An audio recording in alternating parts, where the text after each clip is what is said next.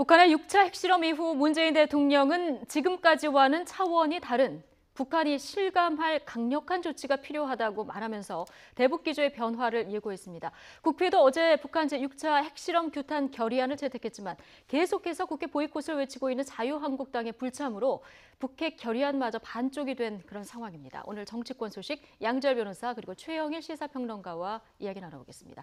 두 분 어서 오십시오. 안녕하세요. 안녕하세요. 북한이 최대 위기 상황을 어디까지 끌어올릴지 정말 국민들 굉장히 불안한 상황인데 핵실험 전후에서 미일 정상 2번 통화했는데 우리는 왜 통화를 안 하냐 이런 지적이 있었는데 어제 하루만 해도 지금 아베, 메르켈, 트럼프, 푸틴 4명의 정상과 통화를 맞습니다. 했습니다. 예. 그리고 내일 모레면 또 푸틴 러시아 대통령과는 정상회담이 예정돼 있기 때문에 좀 사전에 우선 북핵 위기에 대한 의견을 조율한 것으로 보여지는데 지금 말씀하신 대로 지난밤 사이에 4개국 정상과 통화한 중에 가장 관심을 받는 건 뭐니 해도 트럼프 미국 대통령이죠. 예.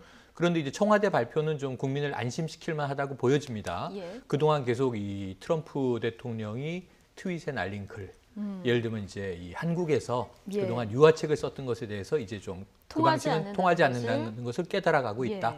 이런 이제 이야기로 상당히 좀 이 대화 방식에 대해서는 트럼프 대통령은 좀 반대하고 있는 것 아니냐. 그동안의 청와대 발표는 다른 것 아니냐. 이런 해석들이 많이 나왔었죠.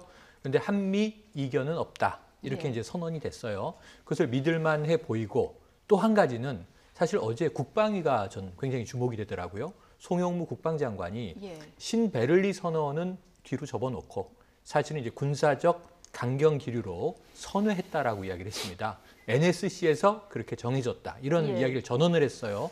그렇게 보면 문재인 정부, 특히 이제 청와대 문재인 대통령 대화는 아마 후순위로 많이 밀어놓고 우선은 북핵 문제를 억제하는데 아마 올인할 것 같습니다. 네, 말씀하신 대로 차원이 다른 조치가 필요하다. 문재인 대통령 이렇게 얘기했고요. 당분간은 대화보다는 이제 제재 쪽에 방점이 찍혀서 또 그렇게 갈 수밖에 없는 상황이고요. 그렇죠. 그리고 문재인 대통령도 그동안에 사실은 굉장히 강경한 입장을 많이 보여왔습니다. 그러니까 실제 핵실험 직후에 뭐 타우루스 공대지 미사일 같은 것들을 전술 배치하는 그런 일도 있었고 후보 시절부터 킬체인에 관해서도 강력하게 주장을 해왔었고요.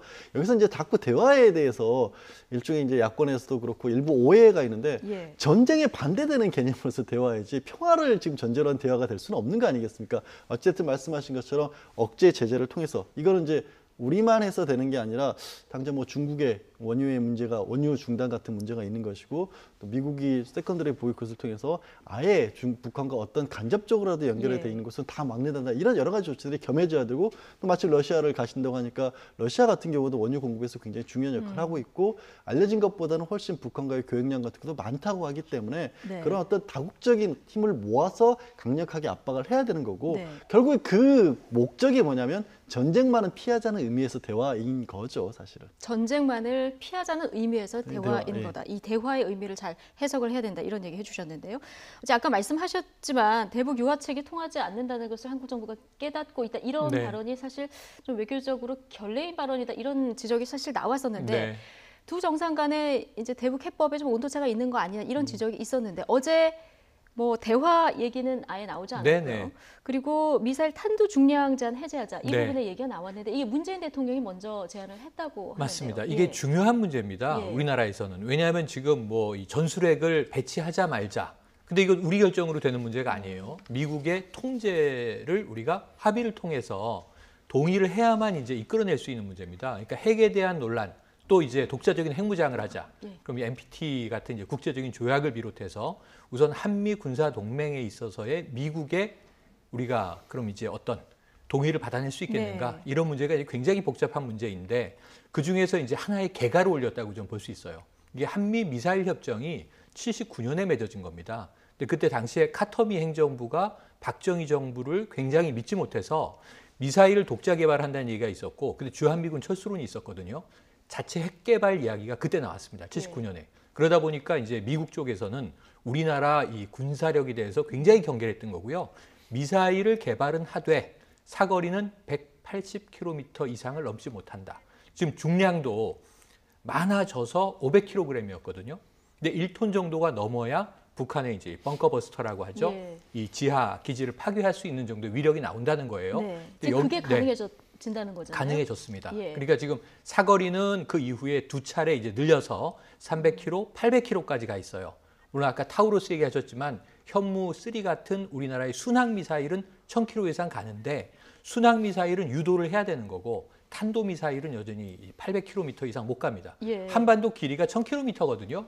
그러니까 우리가 남단에서 쏘면 북단까지 못 가요. 그러니까 이런 문제들에 대해서 우리 스스로의 기술력이 없거나 군사력이 부족해서가 아니라 미국의 양해를 구해야 하는 절차가 예. 있었던 거죠. 그런데 이제는 500kg 탄두 중량은 해제됐습니다. 뭐 1톤 이상 우리가 만들 수 있게 됐고요. 사거리 문제도 앞으로 해결해 나갈 것으로 보는데 이게 어찌 보면 자주국방 문제. 네. 최근에 그 국방부 업무 보고를 을지훈련 기간에 받을 때 문 대통령이 질타했던 게 뭐냐면 경제력이 우리가 북한의 몇 배고 국방비를 얼마를 쓰는데 이 1대1로 붙어서는 북한을 못 이긴다는 게 말이 되느냐. 그동안 그렇게 이 미국의 군사력에 의존해 예. 왔느냐.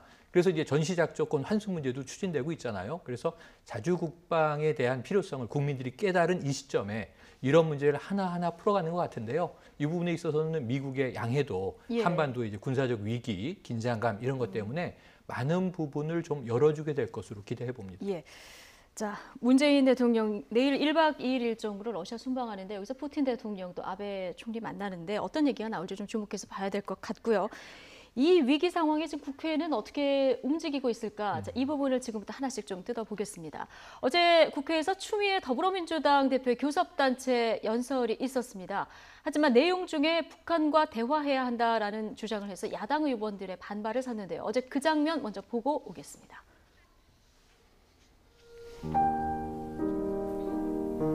존경하는 국민 여러분, 재외 동포 여러분, 집권 여당 대표로서 이 자리에 서게 돼서 무한한 영광과 무거운 책임감을 느낍니다.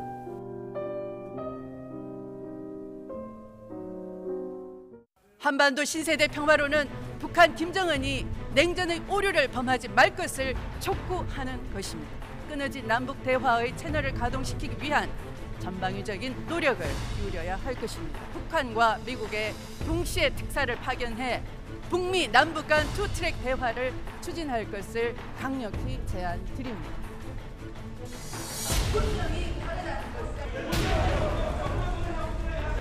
여든 야든 한반도 문제는 대화와 평화 이 외에 선택할 방법이 없다는 점, 그리고 정부가 추진하는 대화와 평화의 노력에 정치권이 한 목소리로 지원이 절실하다는 점 우리 모두가 명심해야 할 것입니다.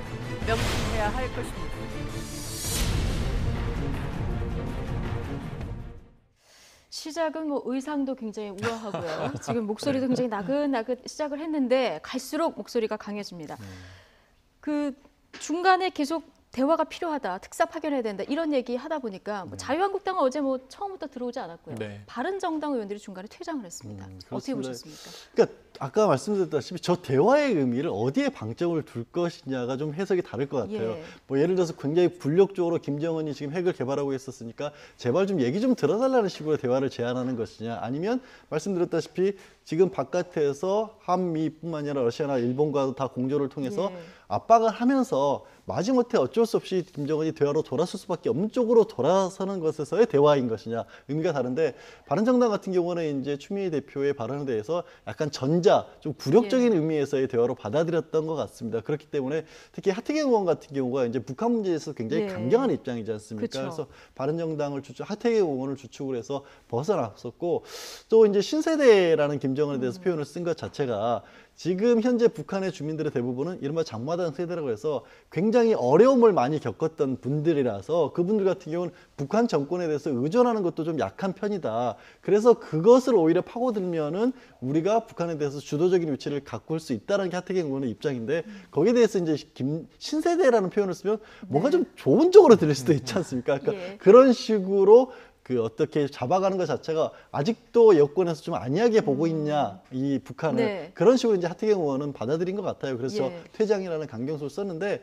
아까 처음에 지적을 하셨다시피 추미애 대표도 처음에는 굉장히 온건했지만 마지막에 말은 대화로 하면서 굉장히 강경한 얘기를 했어요. 그러니까 전쟁의 반대로서의 대화라는 거고, 취할 수 있는 것을 일단 대화로 어떻게 가는지 여야의 뜻을 모으자는 쪽으로 네. 가야 될 것 같은데, 지금 입장차들이 북한 핵 쏘고 있는 반면에 국회에서는 입장차만 명확해진 것 같아 좀 씁쓸합니다. 아, 그렇군요. 지금 말씀해 주셨지만 하태경 바른정당 의원이 엽기 발언이다 이렇게 얘기한 게 그 김정은 신세대 이 발언입니다. 그러니까 이 신세대, 장마당 신세대, 네. 자본주의를 조금이라도 내부에서 물물교환 형태로 혹은 불법적인 형태로 언더그라운드에서 이제 이루어가면서 평양이나 지금 북한 전역이 다 장마당 세대가 흘러가고 있는 건 사실이거든요. 근데 하태경 의원의 이야기를 좀 우리가 귀 기울여 들을 필요는 있어요. 뭐냐면 특히 이제 북한 인권에 대해서 굉장히 관심이 많은 젊은 의원이었던 분이지 않습니까? 예. 지금 바른정당 최고위원도 돼 있는데 그런데 이제 북한에 대한 하태경 의원의 인식에 대해서 지금 추미애 대표가 던진 인식은 충돌이 일어난 거예요. 그러니까 서로 지금 북한을 이해하는 게 다르다. 그럼 신세대라고 표현 안 하고 예를 들면 북한의 젊은 지도자 김정은 위원장이 핵에 대해서 오판하지 않기를 우리는 바란다. 이렇게 얘기를 하면 맥락은 지금 상황이 틀리지 않아요. 그런데 그 수식어, 뭐 젊은 지도자 혹은 예. 뭐 신세대, 장마당 신세대 이런 용어에 대해서는 사실 저는 감정 문제라고 봅니다. 예. 이성과 논리의 문제는 아니고 그만큼 이 더불어민주당 대표가 무슨 이야기를 하든 범보수 진영의 정당 입장에서는 정치인 입장에서는 네. 문제가 있는 것으로 트집 잡으면 트집 잡을 수 있는 거거든요. 더군다나 네. 북한이 6차 핵실험을 한 지 얼마 안 됐기 때문에 그렇죠. 이런 격앙돼 발언이- 있는 상황이죠. 예, 그렇죠. 근데 대통령도 지금 최고 응징 그 방안을 강구하라 이렇게 지시한 상황이지 않습니까? 네. 여기서 나온 12번의 대화 발언 이거 어떻게 보십니까? 그래서 지금 이 세 가지의 문제가 등장을 하는 겁니다. 추미애 대표의 첫 번째 문제는 청와대와 사전 교감이 없었는가. 지금 미국 대통령하고도 이 밤에 통화를 하면서 대화 이야기를 한마디도 꺼내지 않고 문재인 대통령은 기류를 바꿨는데 아까 말씀드렸지만 송영무 국방장관이 이미 그런 기류가 이 핵이 발사된 날 오후 1시 반에 NSC가 소집이 돼서 1시간 반 회의를 하고 지금 대화 얘기 끊을 때가 아니다. 강경 기류로 제압해야 한다. 이런 기류로 선회된 지가 지금 한 이틀이 지난 날입니다. 그런데 대화 얘기를 이렇게 지속적으로 꺼낸 것은 첫 번째는 청와대와 교감이 없었다. 이게 이제 야당의 공격 포인트인데 제가 보기에는 그게 아니라 청와대가 대화 이야기를 당분간 접을 것이니 오히려 여당 대표인 내가 더 대화에 불을 질러야 하는 것 아닌가라는 또 다른 사명의식일 수도 있어요. 그래서 여기에 대해서는 좀 추미애 대표가 설명을 하셔야 돼요. 네. 어떤 기류이다. 이 당은 부분은 이런 추미애 기류로 대표밖에 간다. 모르기 때문에. 그렇죠. 본인도 그렇게 이야기를 하고 계시지 않습니까? 두 번째 문제는 뭐냐 하면은 특사에 대해서는 좀 착오가 발생한 것 같아요. 지금 미국과 북한에 동시에 특사를 파견하자.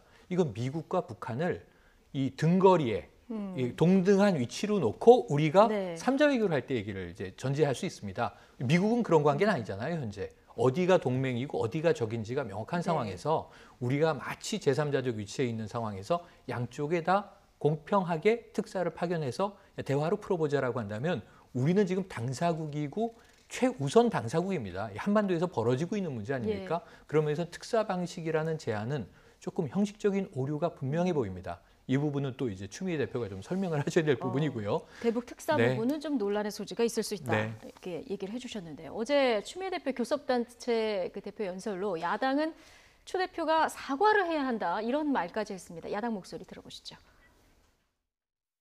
퇴장이 예의가 아닌 것은 알지만은 예의를 찾기에는 너무나 모욕감을 느꼈습니다. 국가 안보가 이렇게 심각한 위기 상황에서도 여당의 대표는 단호하고 강력한 태도를 보여주기는커녕 북한에 구애하는 모습만 보였습니다. 대통령까지 나서 최고 수준의 압박과 제재를 공언하고 있는 이 마당에 여당 대표라는 분은 김정은을 무슨 신세대라고까지 부르면서 규탄이란 말은 단 한 번, 대화는 12번을 반복하는 이런 비현실적이고 어처구니 없는 공상적 대북관을 드러냈습니다. 교섭단체 연설에서 북한과의 대화를 12번이나 언급했습니다. 만약 서울 한복판에서 터졌다면 수백만 명 이상이 사망했을 북한의 핵실험 위력을 목도하면서도 여전히 대화가 필요하다는 정부 여당의 상황인식이 경악스럽기까지 합니다. 국민의당과 지금 여당 대표가 대화할 때냐 전체적으로 보면 이런 얘기인데요. 주호영 대표, 자, 이 뭐 결례인 건 알지만 모욕감을 느꼈다는 거 아니겠습니까? 그러니까 기본적으로 지금 여권을 바라보는 이른바 보수 야권의 시각은 과거의 어떤 북한과의 친밀한 관계를 강조해 왔던 어떤 현재 여권에 대한 시각이 그대로 이어지는 것 같아요. 그래서 위기의식을 좀처럼 못 갖고가 있는 것 같다. 못 믿겠다라는 시각이 깔려 있는 겁니다. 그렇기 때문에 정우택 원내대표도 사실 신세대라는 표현이 그렇게 말하면 그게 좀 뭐 좋은 거냐 이런 건 여러 가지 의미가 있을 수 있지 않습니까? 그런데도 불구하고 그런 것들이 지금 보수 야권에서 받아들였을 때는 예전과 마찬가지로 뭐 햇볕 정책으로부터 이어졌던 어떤 그 노무현 전 대통령 같은 경우도 대북과의 평화적인 관계. 그러니까 문재인 대통령의 베를린 구상에 대해서도 야권에서는 불만족스러워하지 않습니까? 영구적인 평화라는 것 자체에 대해서. 그러면 반대로 또 봤었을 때는 그럼 지금 상황이 그럼 그렇다고 해서 뭐 북한에 대한 선제 공격을 주장해야 될 그런 또 상황은 아니지 않습니까? 그러니까 그 두 개에 대해서 해결 방안을 국민이 바라봤을 때는 어떤 식으로든지 자유한국당이나 보수정당이 시작하는 어떤 위기의식 측면에서 접근도 당연히 필요한 것이고 또 그렇더라도 말씀드린 것처럼 그 위기의식이 또 바로 전쟁으로 이어지는 상황은 아니기 때문에 대화라는 부분도 방점을 찾아야 되는 건 맞습니다. 그러니까 그래서 양쪽이 균형을 맞춰주기를 국민들은 바라는 거죠. 어느 한쪽으로 치우치지 않기를.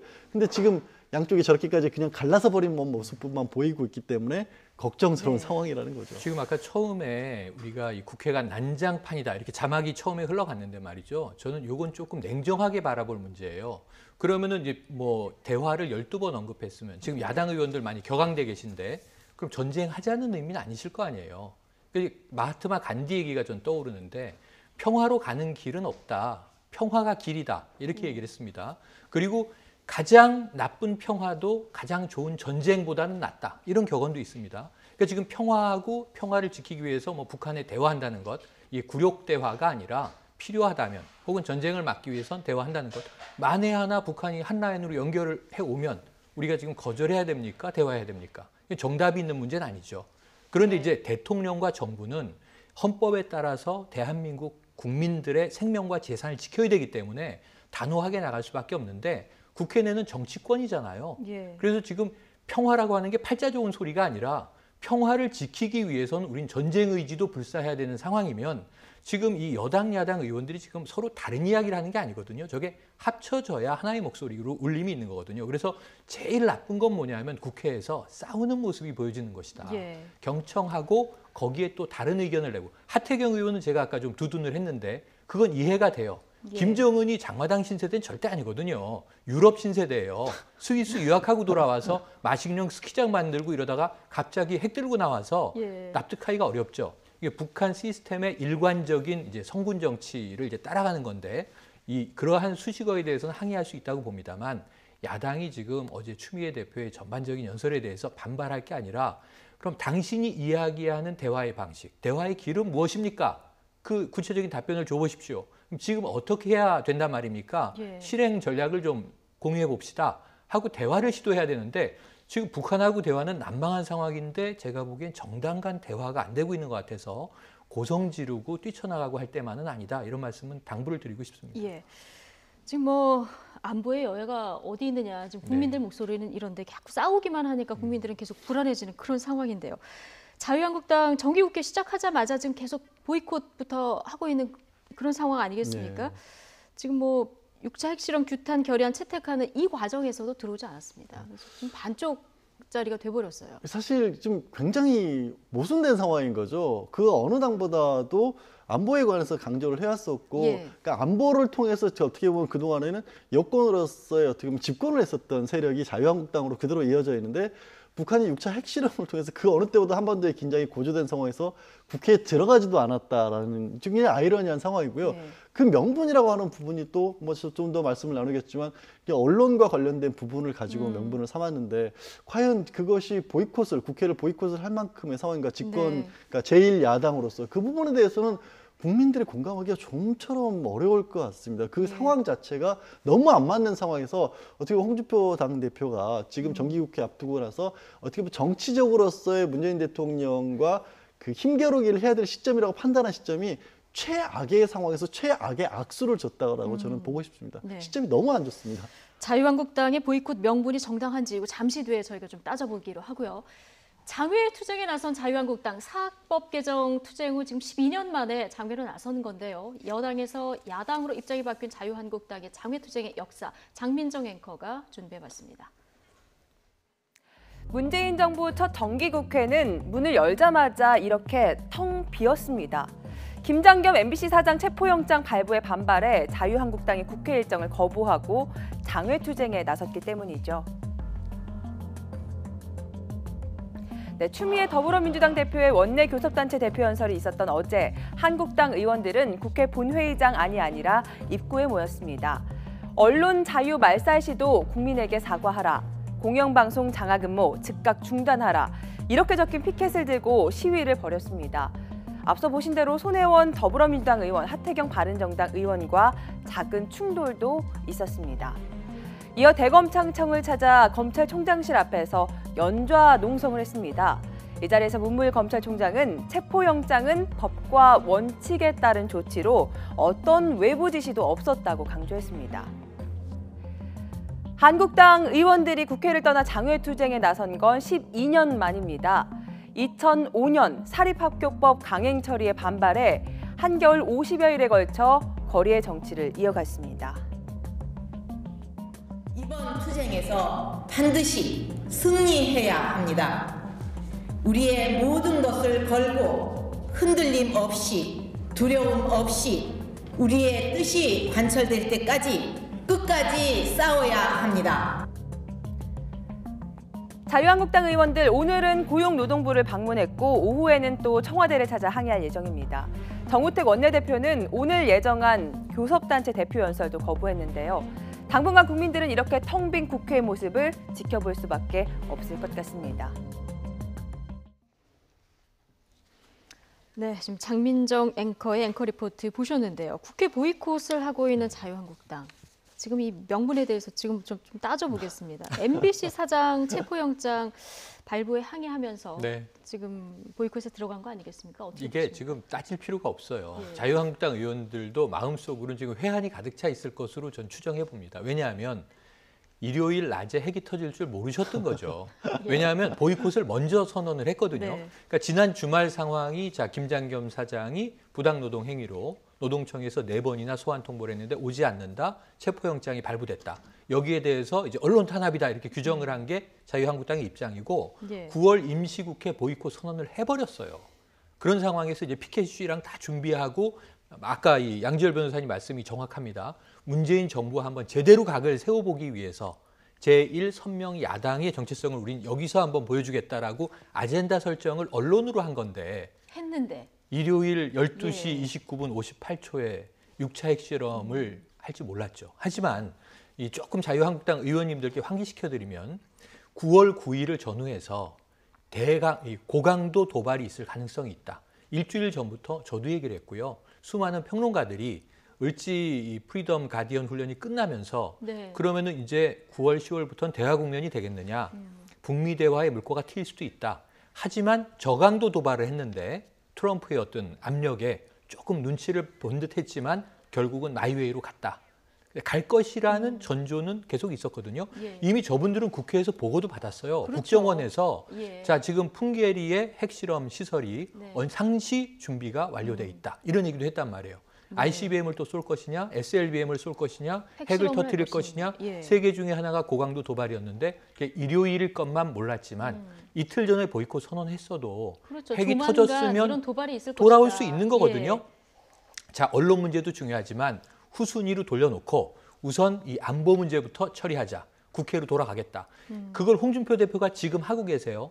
뭐냐면은 문재인 대통령 러시아 순방 기간 동안에는 우리는 이 시위하지 않겠다. 시위 네. 중단하겠다라고 오늘 얘기가 이게 나왔습니다. 정치적 도의다 이런 얘기를 네네. 했습니다. 그것을 언제든 할 수 있는 거예요. 그런데 지금 저 모습이 어제 보여지는 것 자체는 마치 지금 다 북핵의 국민들이 불안에 떨고 걱정하고 있는데 언론이 더 중요한 것처럼 비춰지니까 네. 정치적으로는 굉장히 큰 패착이 결과론적으로는 그렇게 돼버린 것으로 분석할 수밖에 지금 없습니다. 속내는 좀 불편할 수밖에 없네요. 아주 불편하시겠죠. 그런 상황이군요. 근데 홍준표 대표 MBC 사장 개인의 문제가 아니다. 이건 이 나라의 문제다. 이렇게 얘기하고요. 그래서 모든 것을 걸고 투쟁을 해야 된다. 이런 얘기를 했습니다. 그 말씀만 놓고 보면 맞는 것 같은데요. 예. 지금 MBC 어제부터 파업에 들어갔죠. KBS도 파업에 들어갔죠. 그러니까 MBC와 KBS가 무슨 정권의 조종을 받아서 파업에 들어갔나요? 그 구성원들이 90%가 넘게 파업을 할 수밖에 없다. 그리고 이번에 벌어진 일이 아니라 2008년에 한번 또 그런 비슷한 일이 있었고 2012년에 그런 비슷한 일이 있었고 그 사이에 구성원들의 입장에 봤을 때 너무나 부당한 일이 많이 일어났었다. 그런데 이거는 그냥 일반 회사가 아니라 공영방송들이지 않습니까? 국민들의 목소리를 담아내야 될 곳에서 이 일을 하는 사람들이 이 일을 못하겠다라고 파업에 전면적으로 나섰다는 것은 이거는 홍준표 대표 말씀이 맞죠. 김장경 사장 개인의 문제가 아니라 정말로 국가적인 문제인 거죠. 그래서 투쟁의 방향이 어디로 가야 되는지는 모르겠어요. 이분들이 왜 이렇게 하는지를 들어보고 제1야당이라고 한다면 이 방송이 왜 문제가 있습니다. 그러므로 이거는 김장경 사장 개인의 문제가 아니라 잘못된 언론을 바로 세울 문제가 있습니다라고 말씀을 하신다면 맞겠는데 이것이 국가에서부터 그러니까 지금 권력으로부터 위에서부터 내려와서 언론을 장악한다. 누군가 정권의 호의적인 사람을 앉히기 위해서 김장기 사장을 어떻게 하려한다. 그런 상황이 아니잖아요. 지금 후자의 방점을 찍고 홍준표 대표가 얘기한 거 아니겠습니까? 그 홍준표 대표는 그렇게 말씀을 하시는데 그런 상황. 그러니까 지금은 파업이라는 것도 밑에서부터 일어난 건데 지금 홍준표 대표가 말씀하시는 것이 맞으려면 위에서 예를 들어서 청와대가 나서서 누군가를 앉히는 그런 상황이라면 홍준표 대표가 맞지만 그게 반대 상황이지 않습니까? 그래서 이 부분에 대해서는 명분이 과연 있는지 고개를 갸웃거릴 국민들이 더 많으실 것 같아요. 근데 MBC 김장겸 사장도요. 내가 무너지면 자유한국당도 무너진다. 이런 얘기를 했다고 하거든요. 이거는 어떻게 해석을 해야 됩니까? 그러니까 이게 지금 정체성을 공유하고 있다. 이렇게 이제 이해할 수 있겠죠. 사실은 오늘도 그게 또 보여졌습니다. 김장겸 사장이 이제 이 서부 노동지청에 지금 출두를 하는 상황에서 잠깐 그 기자 인터뷰가 이루어지더군요. 그런데 무슨 말인지 알아들 수가 없는 게 김장겸 사장을 응원하는 또 이 시위대들이 와 있었어요. 오늘 엄마 부대도 출동을 엄마 부대도 출동을 했고 그리고 또 태극기도 눈에 많이 띄고 또 이제 그 익숙한 목소리로 이제 또 구호를 외치는 모습도 들리고 하다 보니까 그렇다면 우리가 흔히 이제 태극기 집회 이 탄핵 찬성과 탄핵 반대로 국론이 분열됐을 때 지금 여전히 그게 흘러가고 있지 않습니까? 주로 탄핵은 잘못됐다라고 주장하는 이제 태극기 시위대들 일명 태극기 시위대죠. 이분들 MBC 지금 김장겸 사장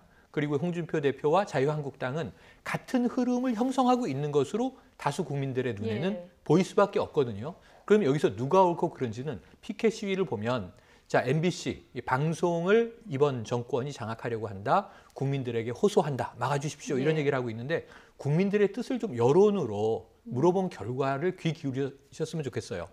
정현주 사장 때와 지금 김장겸 사장 때가 데칼코마니다. 공수만 바뀌었을 뿐이다. 그렇지 않습니다. 그때는 왜 법 집행을 홍준표 대표가 그때 원내대표 시절인데요. 강조했는가? 한나라당 원내대표 시절에 다르다고 설명을 하셨어요. 그때는 감사를 했고 결과가 달랐다. 이렇게 얘기를 하는데 그때와 지금 다른 건 뭐냐면 그때 정현주 사장은 다수의 방송사 직원들이 지키려고 노력을 했고 이번에 김장겸 사장은 지금 노조를 비롯해서 다수의 현장 기자들과 대립하고 있는 경영진이거든요. 이런 측면들을 좀 고려한다면 어느 쪽이 답이냐 하는 것들을 홍준표 대표도 좀 제고해야 되지 않나 하는 생각을 말씀드리고 싶습니다. 지금 김장겸 사장에게 적용된 혐의가 부당노동 행위입니다. 지금 인사 조치가 노조원들에 대한 보복성이냐 아니냐 이거를 밝혀내는 게 관건 아니겠습니까? 그렇죠. 그러니까 실제로 이제 MBC 같은 경우에는 2012년 파업 이후에 한 6명 가량이 해직까지 당했어도 그 이후에 굉장히 많은 직원들이 뭐 여러 가지 불이익을 입었다고 합니다. 뭐 PD나 기자분들 같은 경우도 뭐 관리직으로 가서 스케이트장 얼음 관리를 하고 있는 그런 일들도 벌어지고 있고 그게 과연 정당한 일이었느냐 아니면 부당한 일이었느냐. 김장겸 사장 같은 경우는 그래서 오늘 조사 받는 과정에서도 사장이 된 지 6개월밖에 되지 않았기 때문에 내가 관여한 부분이 없다는 식의 얘기도 하고 있는 거로 지금 알려지고 있는데요. 그러니까 그런 부분들을 분명히 검찰에서 고용노동부에서 따져보겠다라고 했는데 그 부분에서 소환을 거부를 했기 때문에 검찰로 고용노동부에서 어쩔 수 없이 고발을 해서 이제 체포까지도 그러니까 체포영장까지도 발부가 됐던 거고 실제 이제 일부 뭐 간부들 사이에서 나왔던 녹취록 같은 데는 일부 해직 기자 같은 경우에는 간부가 직접적으로 해직 사유는 없지만 명확하지 않지만 지금 굉장히 회사에 어떻게 보면 적극적으로 반대하고 있기 때문에 해고해야 된다라는 식의 녹취록까지 나온 상황이기 때문에 그런 부분에 대해서 법적 판단이 명확히 필요한 상황인 거죠. MBC 사장 체포영장 발부에 반발하면서 자유한국당의 보이콧이 계속되고 있는 상황인데요. 더불어민주당 우원식 원내대표 그리고 국민의당까지 한 목소리로 비판에 나섰습니다. 뭐라고 얘기했는지 들어보시죠. 김장겸 MBC 사장 지킴이 활동이 안보 지킴이 활동보다 더 중요하다는 것을 스스로 고백한 것입니다. 자유한국당은 말로만 안보정당, 보수정당입니다. 국민들께서 자유한국당이 생떼 보이콧, 국회 패싱을 봐주는 것도 한도가 있습니다. 자유한국당이 국회 보이콧에 명분으로 내걸고 있는 MBC 김장겸 사장의 영장 청구를 문재인 정부의 방송 장악이라고 하는 것은 맞지 않는 이야기입니다. 이를 두고 정권의 방송 장악 의도라고 주장한다면 자유한국당이 여당이던 박근혜 정부에서 김장겸 사장을 임명한 것은 방송 장악의 일환이 아니었습니까? 우원식 원내대표는 한국당이 안보보다 김장겸 사장 지키는 게 더 중요하냐 이런 얘기까지 합니다. 한국당 그런 말이 나올 수밖에 그러니까 아까 잠깐 나왔던 김정근 사장 같은 경우 이제 자유한국당이 내가 없으면 무너진다라는 식으로 얘기를 했었고 뭐 예를 들면 이제 당장 내년에 있는 지방선거 같은 것을 앞두고 조금 보수 정권의 우호적인 입장을 견지를 하는 쪽이 이제 김정근 사장의 입장이기 때문에 그런 것들을 지키기 위해서라도 이렇게 자유한국당 입장에서 나서야 되는 게 아니냐라는 얘기를 지적을 하신 것 같아요. 우원식 원내대표 같은 경우는.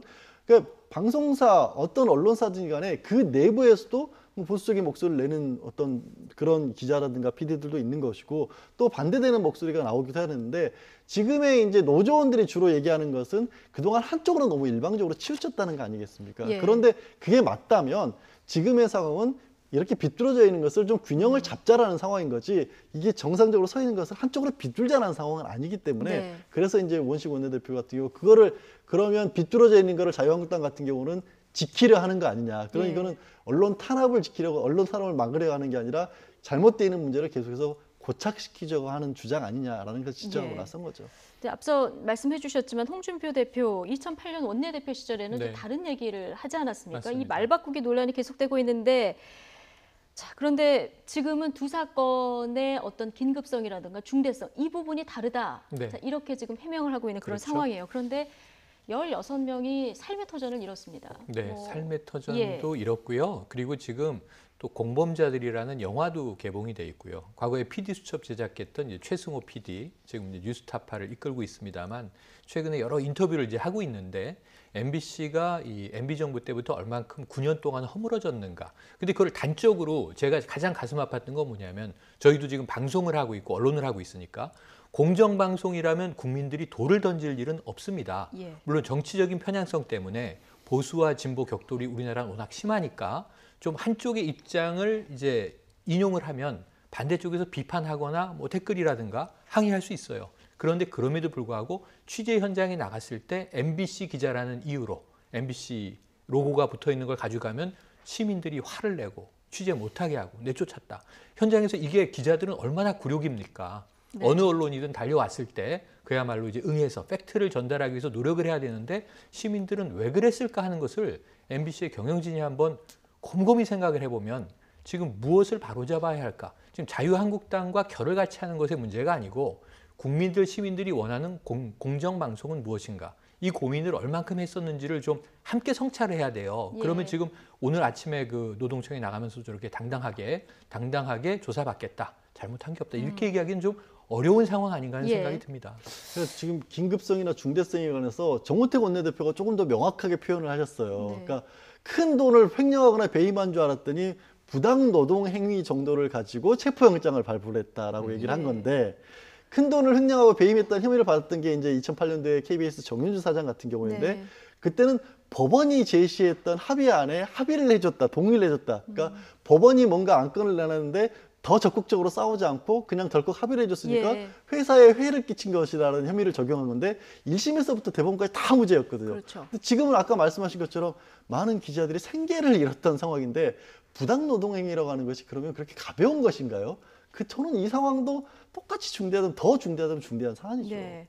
국민의 방송으로 돌아가자. 지금 MBC 기자들, PD들은 지금 파업을 진행하고 있는 그런 상황입니다. 자, 자유한국당 국회 보이콧을 선언하고 피켓 시위를 하는 도중에 바른정당 하태경 의원과 자유한국당 정진석 의원과의 설전이 벌어졌는데요. 고성이 오가면서 수위 높은 막말도 갔습니다. 어떤 일이 있었는지 보시죠.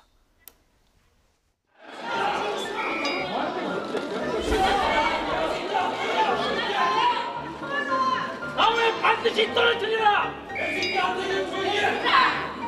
아니 당신들이 대한민국 안보 지키는 전당이야 지금. 조용히 하태경 조용해.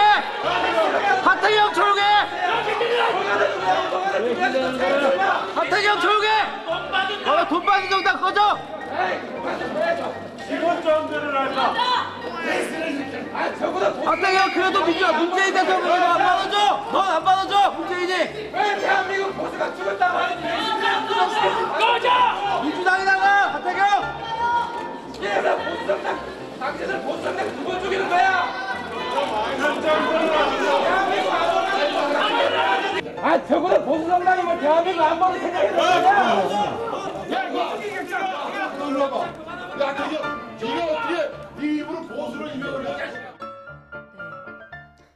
자세히 들으면은 지금 방송에서 언급하기 힘들 정도로 더 심한 말도 오가는 상황인데 보수를 두 번 죽이는 거다. 하태경 의원이 이렇게 목소리를 높이면서 지나가니까 뭐 고성과 막말이 난무를 했습니다. 근데 처음에 짧게 봤을 때는 하태경 의원이 자유한국당에 화가 많이 나 있다가 지금 이 북한이 쳐들어올 것 같은 이런 상황에 안보를 강조하는 보수 정당이 이래서야 되겠느냐 일가를 했고 거기에 대해서 이제 사실은 뭐 감정의 골이 깊지 않습니까? 우리가 범보수 진영의 두 당인데 또 이제 바른정당도 요즘에 책 잡힐 일이 이제 발생하지 않았습니까? 이해운 대표 관련해서. 그러니까 서로 이제 막 설전을 벌이는 가운데 저 안에 어떤 논리와 명분과 뭐 이성적인 아젠다가 있어요. 제가 보기엔 그냥 감정 싸움을 하는데 욕설까지 섞여서 국민들이 보면 아까 쓰레기도 등장을 했는데 무엇과 누구를 쓰레기라고 국민들이 이제 성토할 것인가 하는 반성을 좀 하셨으면 좋겠는데 딱 저 멈춘 영상 뒤에 정진석 전 원내대표가 한마디 더 나오거든요. 그것도 이제 입으로 옮기긴 어렵습니다. 방송에서. 인터넷에 찾아보시면 다 나올 겁니다. 저는 깜짝 놀랐습니다.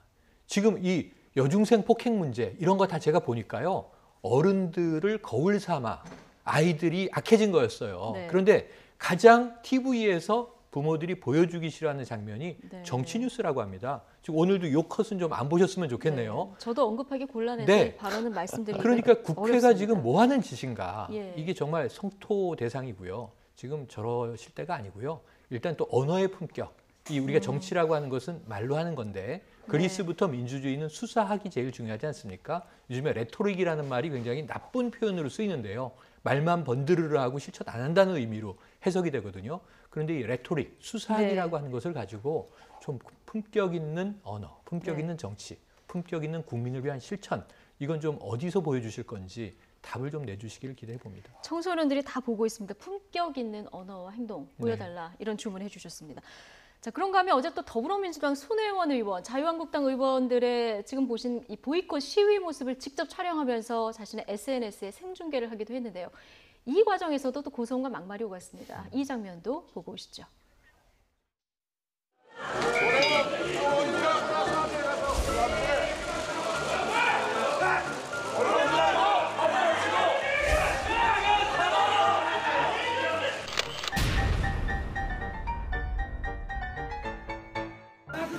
한 대 때리실래요?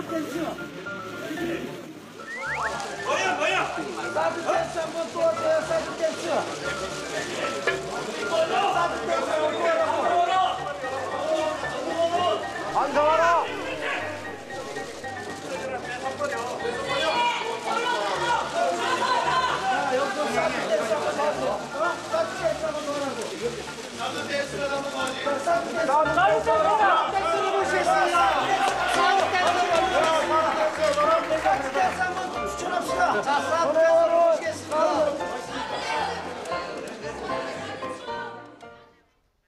손혜원 의원 정말 꿋꿋하게 끝까지 촬영을 하는데 이 피켓 시위 사실 앞에서 방송사 카메라들이 다 찍고 있었고요. 이거 국민들한테 알리려고 하는 시위 아니겠습니까? 그러니까 그렇게 본다면 이제 손혜원 의원 말씀드렸다나 시위라고 하는 게 어차피 누군가에게 말을 전달하고 하는 건데 나도 도와드리겠다, 효율적으로 하겠다라고 했었고 다만 이제 자유한국당 의원들은 그럴 겁니다. 손혜원 의원은 어차피 더불어민주당 의원이니까 손혜원의 SNS를 보는 분들은 다 자유한국당에 대해서 비난하거나 아니면 반대하는 입장에 있는 사람들인데 그분들에게 뭐라 SNS를 중계를 하느냐 하는데 또 한편으로는 오히려 반대죠. 또 그거에 반대라면 시위라고 하는 것은 찬성하는 사람들에게 어차피 할 필요가 없는 거니까 그분들이 스스로 정당성을 가지고 충분히 우리 모습을 얘기를 하고 싶다라면 오히려 반대 측에서도 더 설득을 했어야 되는 건데 여전히 저거를 막아서는 것도 보여주고 싶은 모습만 보여주고 싶으신 건지 아니면 스스로도 아까도 잠깐 말씀 나눴던 것처럼 지금 상황이 이상하게 시점이 안 맞아서 우리가 이 피켓 들고 나올 상황은 아닌데 마지못해 당론으로 정해져 있으니 들고 나오는 모습을 보여주긴 싫었는지도 모르겠습니다. 하여튼 근데 손혜원 의원도 마지막에 그 말씀은 좀 안 하셔도 될 것 같아요. 때리려고 하냐, 왜 때리지 그러냐. 이거는 또 이제 어쨌든 동료 의원을 약 올리는 것처럼 들릴 수 있는 거기 때문에 감정만 깊어질 수 있는 상황이 된 거죠. 그러니까 그 손혜원 의원도 여당 의원 지금 제1야당이 보이콧하고 있는 이 상황에서 좀 굳이 자극할 필요가 있었느냐 이런 얘기도 좀 나옵니다. 그렇긴 합니다. 그런데 제가 보기에는 뭐 저 상황에서는 일단은 보이콧 자체는 명분이 약하다 이렇게 아까 말씀을 드렸기 때문에 저런 행태가 안 벌어졌었으면 하는 생각이 들고요. 이 본회의장이나 상임위에서 그야말로 이제 국회 정상적인 업무 절차로 했으면 좋겠고 저기서 또 귀에 거슬리는 얘기가 있네요. 사드 댄스 초발화는 뭡니까? 그러니까요. 지금 저는 갑자기 돌아가신 고 정주일 씨, 이주일이라는 예명으로 유명했던 코미디언이자 한때 정치인이셨는데 국회의원을 그만두면서 정말 코미디 잘 보고 갑니다. 이렇게 얘기를 하셨거든요. 아주 씁쓸한 코미디를 이 엄중한 시국에 보여주고 있는 국회를 좀 국민들이 어떻게 이해할지 이해가 안 되거든요. 이해 불가합니다. 그리고 저 모습은 지금 언론이 다 찍고 있는데 이게 뭐 핸드폰에 스마트폰에 안 찍히면 안 나가나요? 지금 다 찍고 있는 걸 보고 있고 알고 있는데 저기서 어떤 모습을 보여줘야 할지를 생각하고 계산하지 못하는 정치인들이라면 우리가 어떻게 이 민의의 대표라고 이야기할 수 있을지 좀 저는 여러 가지 모습에서 모두 다 전면적인 반성이 필요해 보이는데 아까 저기서 보면 반성하라 이렇게 얘기를 하시네요. 네. 전면적인 반성이 필요하다 이렇게 또 얘기를 해주셨습니다. 오늘 뭐 예정대로라면 자유한국당 정우택 원내대표의 교섭단체 연설이 있어야 합니다. 그렇죠. 그런데 자유한국당은 이것도 거부를 했는데요. 좀 왜 그랬을까요? 정우택 원내대표의 말 들어보시죠. 사실은 교섭단체 이건 뭐 사적으로 할 얘기입니다만은 그 금과 옥조의 그 옥고를 제가 준비를 했는데 그거를 국민 여러분께 말씀드릴 기회를 제가 잃어서 제 개인적으로는 굉장히 가슴이 아프지만 폭주와 독선에 대해서 제어를 하지 않고서는 우리 자유민주주의를 수호할 수 없다는 강한 신념에서 이 일을 추진하기 때문에 이 금과 옥조 연설문이다 이런 얘기인데 뭐가 담겨 있을지 굉장히 궁금한데 연설하시면 될 것 같은데요. 연설을 하시면 제일 좋고 지금 이제 아까 이야기하신 대로 지금 순방을 내일 대통령이 떠나신단 말입니다. 그러면 이제 순방 동안은 보이콧, 시위를 중단하겠다는 것인지 국회에 참여하겠다는 것인지 이것도 좀 모호해서 지켜봐야 될 텐데 며칠 미뤄지더라도 이 교섭단체 원내대표 연설을 하겠죠. 할 것으로 보고 며칠 상관인데 정말 금과 옥고를 저것은 이제 국민들에게 드리는 말, 또 정부에 드리는 말일 테니까 그럼 인터넷에라도 공개를 하면 조금 더 많은 국민들이 꼼꼼하게 읽어보고 자유한국당 지금 원내대표, 지도부, 사령탑의 생각은 이러하구나 라고 또 거기에 대해서 우리가 토론을 이어갈 수 있을 것 같거든요. 그래서 공개하심도 좋을 것 같습니다. 공개하는 것도 좋을 것 같아요. 네네, 서면 공개를 하셔도 좋고요. 또 며칠 이후에 이제 대표 연설을 직접 본회의장에서 할 기회가 있으면 거기에 추가적인 이야기를 덧붙여도 좋겠죠. 자유민주주의 수호를 위한 선택이다. 오늘 연설을 안 하면서 이런 얘기를 했습니다.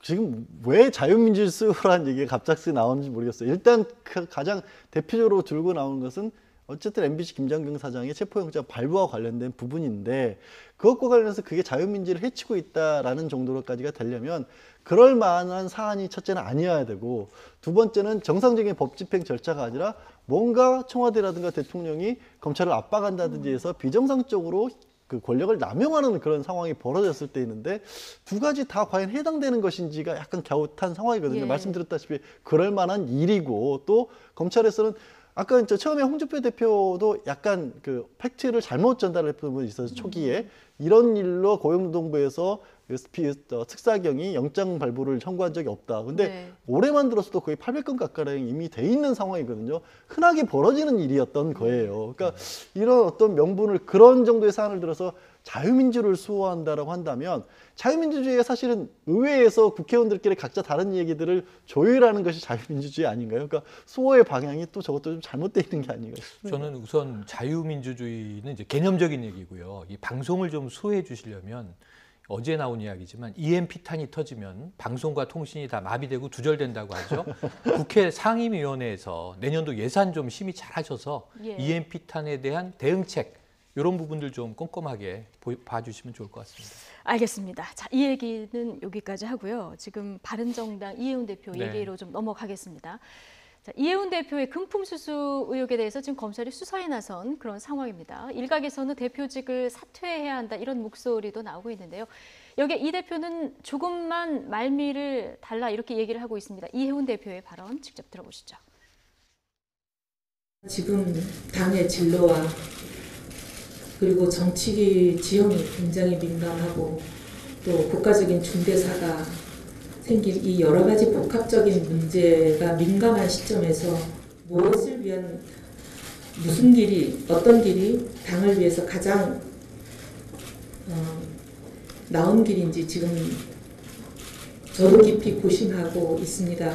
그래서 조금만 더 말미를 주셨으면 좋겠습니다.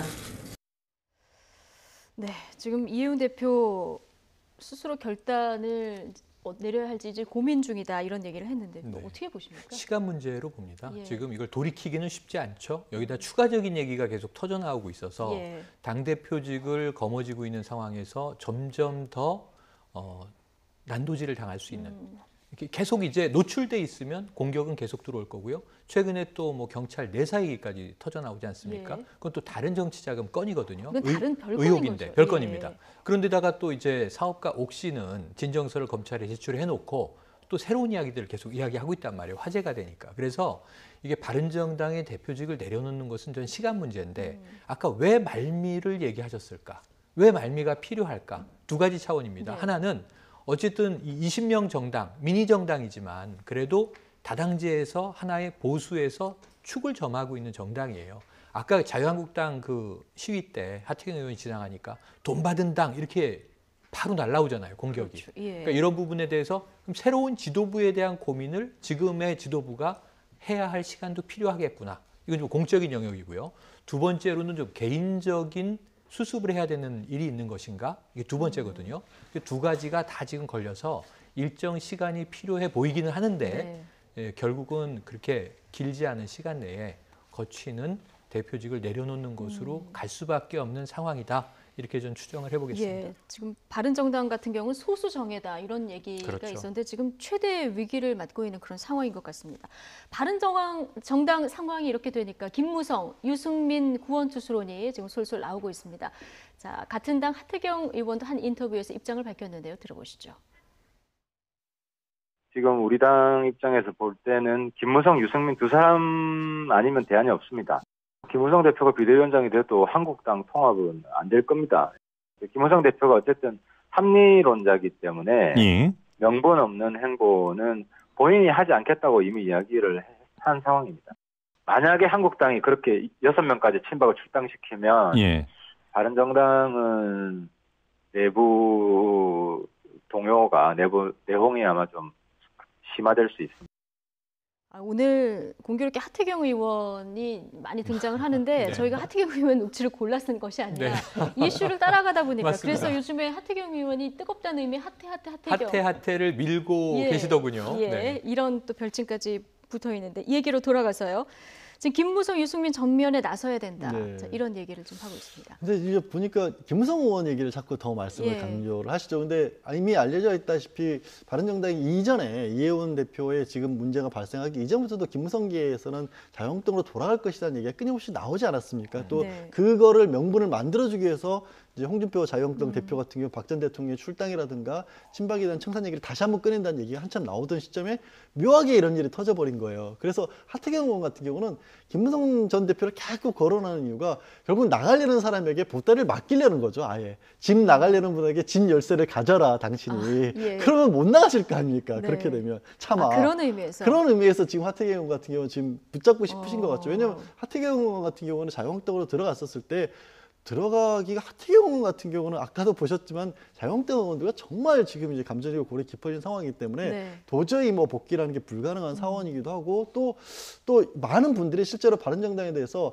그래도 지금 어떻게 보면은 과거의 보수와 좀 절연을 하고 새로운 보수로 나갈 수 있는 길이 바른정당 쪽이 더 가능성이 높은 게 아니냐. 왜냐하면 예. 이제 자유한국당의 친박 정산을 못 하고 있다 보니까 그런 말씀들이 있기 때문에 그쪽을 잡고 싶은 마음에서라도 저렇게 이제 강조를 하실 수밖에 없는 상황이겠죠. 그러니까요. 지금 김무성 의원, 한국당 의원들과 토론회 하고 있기 때문에 지금 네. 하태경 의원이 이런 얘기를 하지만 뭐 비대위원장의 김무성 의원이 돼도 한국당과 통합은 안 될 것이다 얘기를 하지만 지금 분석하신 걸로는 잡고 싶은 마음의 표현이다 이렇게 얘기를 두 가지가 다 하셨거든요. 존재하죠. 예. 김무성 전 대표가 자유한국당으로 돌아간다. 그것이 이제 기정사실화됐다, 공개됐다라고 한다면 어떻게 국민들이 받아들일까요? 쉽지 않습니다. 쉽지 않습니다. 당을 깨고 나온 게 어찌 보면 이 유승민, 김무성 두 사람 어찌 보면 굉장히 중진 의원들이 리더십을 가지고 자 박근혜 전 대통령이 을 창출했던 그때 무슨 얘기까지 했냐면요. 자유한국당 전신 새누리당이었지 않습니까? 이름이 예. 새누리당은 모든 자산을 국가에 헌납하고 해체함이 마땅하다라는 선언을 하고 나갔던 분이에요. 지금 뭐가 달라졌어요? 이제 한 두 가지 전제가 있죠. 친박계 이제 핵심 의원들을 그럼 어떻게 처리할 거냐, 출당할 거냐. 그다음에 이제 박 전 대통령 이건 뭐 법적 처리 문제는 이제 차치하고라도 정치적으로 출당할 거냐. 최근에 이제 그런 비슷한 어떤 언행을 홍준표 대표가 흘리고 있기 때문에 예. 그 정도로 그러면 부분적으로 정밀 외과 수술이 이루어진 자유한국당의 김무성 전 대표는 돌아갈 수 있는가? 다 돌아갈 수 없을 거요. 예. 김무성 전 대표 혼자 가면 되나요? 유승민 의원 돌아갈 수 있습니까? 돌아갈 수 있나요? 쉽지 않아 보이거든요. 이 부분에 대해서 이제 하태경 최고위원이 지금 바른정당을 지켜야 되니까 하태경 의원도 돌아가기 어렵습니다. 정진석 전 원내대표와 김무성 전 대표가 지금 연구 모임을 꾸린 것은 이제 이것이 다시 통합하기 위한 행보 아니냐라고 관측이 되는 건데 네. 아까 정진석 전 원내대표가 하태경 의원한테 뭐라고 얘기했는지 이 영상으로도 안 나갔지만 예. 우린 다 들었잖아요.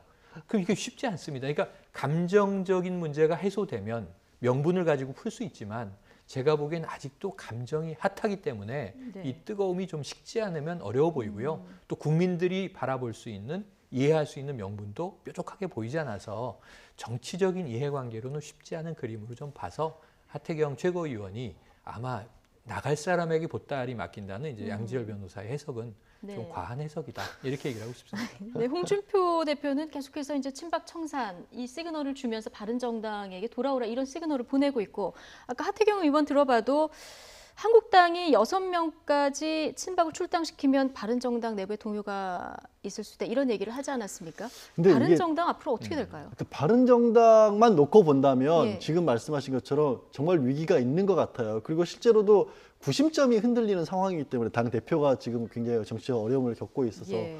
그런데 그거에 마중물이 돼야 될 자유한국당도 그렇게 녹록한 상황은 아닌 것 같아요. 그래서 예. 지금 일단 홍준표 대표 같은 경우에는 박 전 대통령의 출당 문제를 쉽게 해결을 못할 것으로 보이고 친박 정산 문제도 한두 번 나온 얘기는 아니지 않습니까? 예. 이번 기회 정도는 할 수 있을까라는 생각도 들었지만 사실 지금 국회를 보이콧하면서까지 내렸던 던졌던 승부수가 별로 먹혀 들어갈 것 같지 않은 상황이란 말이에요. 어떻게 보면 네. 홍준표 대표는 지금 명분 잘 찾아서 국회 다시 빨리 돌아가는 게 급해진 상황이에요. 이런 와중이면 국민적인 지지라든가 보수층 내에서도 지지를 많이 이끌어내지 못할 텐데 당대표로서 그런 어떤 지지를 못 겪으면서 지금 그래도 가장 강력하게 어쨌든 자유한국당을 지지하고 있는 계층이 여전히 친박과 연결돼 있는데 그 친박 청산이라는 게 이루어질까요? 그것도 쉽지 않기 때문에 네. 양쪽 다 말은 정말 많이 오가고 있고 서로 그 어떻게 보면 보수 통합이라는 것을 고민을 하고 있지만 당분간은 저는 네. 빠른 시일에는 어려울 것 같아 보입니다. 네, 보수 대통합 정치는 생물이기 때문에 앞으로 또 어떤 변수가 있을지 그렇습니다. 아무도 모르는 그런 상황이죠. 두 분과는 여기까지 이야기하겠습니다. 양지열 변호사 그리고 최영일 시사평론가와 함께했습니다. 고맙습니다. 네, 고맙습니다.